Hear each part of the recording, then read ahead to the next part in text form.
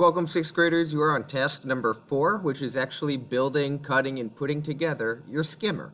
And so to do this, you should have your design already drawn out, and you should have solid lines, dotted lines, and you'll end up gluing, taping, and cutting things out.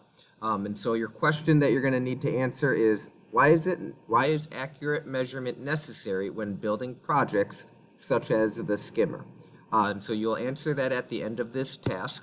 And to do it, you are going to go to task number 4. While most of your time today is going to be actually building it or cutting it out on paper, remember you're going to need to take pictures of your skimmer to give proof in your design notebook. So at the end, here is your essential question that you'll need to answer. You type your answer into the side.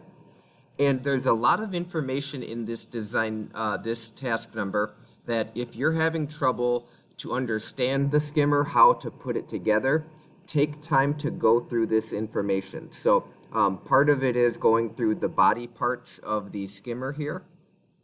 Part of it is what it looks like in the end.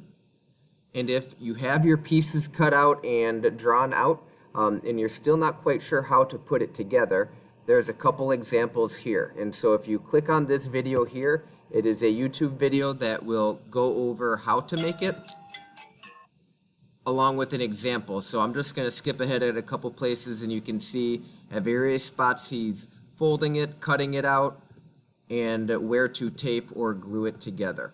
And so by following this along, you'll see in the end you should have your final skimmer project.